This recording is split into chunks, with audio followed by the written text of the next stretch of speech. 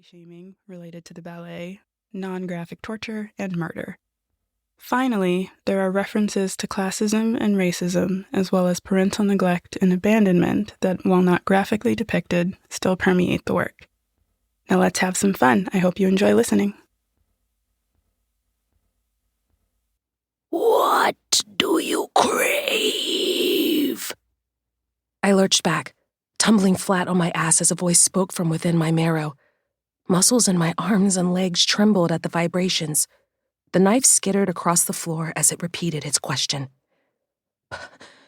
Power, I stammered, blinking rapidly. So they can't deny me. My skin prickled. Still, I inched closer. And what would you give for power? Everything. I prayed by clenching my bleeding fist against the shiver that rolled through me, willing more blood to flow, willing all this to be true and more. And I meant it. I had to. I wouldn't go home with nothing. Take it, I dared. Have all of me. I'm offering. I crawled until the knees of my jeans were wet, until the tang of blood filled my nostrils, until my hands were submerged in red, and it had no choice but to take me. Something hot and sharp gripped my ankle, then the rock floor vanished beneath me, and I was pulled under, down into the void. Part 1. Devotion. Chapter 1. We were desperate to be the girl who dies. Always. Eager to show how dolefully we danced, how prettily we perished, in every ballet, at every audition. And every room was a chance to have our graceful suffering acknowledged. Today was no exception. The clock ticked toward auditions for Giselle, and the hallway air was thick with desperation, with hunger. Pale ballerinas swarmed the studio windows, elbowing each other to get a better look at the demonstrating soloist, the judges, the board of directors, and our instructors. People who held our futures in their frowns got acquainted with the teachers who had watched us both soar and plummet for 8 years straight, 6 of which I spent at the top of my class.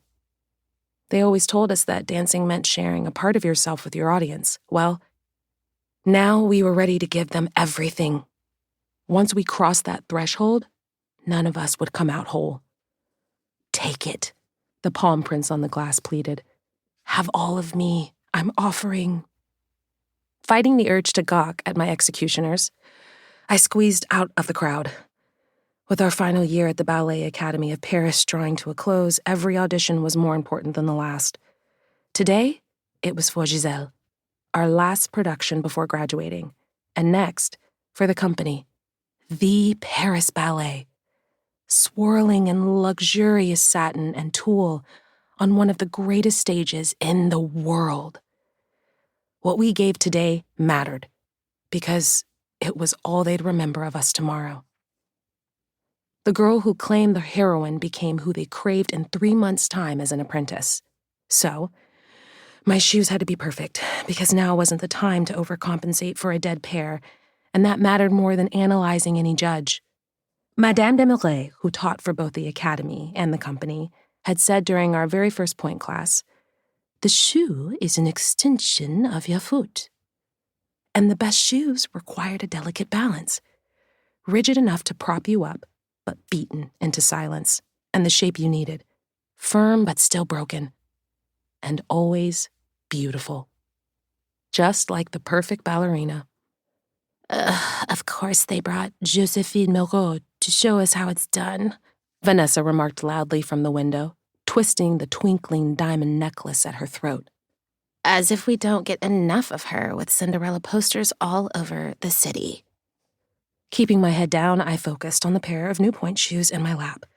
The soft pink satin was still unblemished, the scored soles and darnbox not yet darkened from scuffs or worn away, fabric still neat on the sides and back, where I'd stitched elastic and silk ribbon.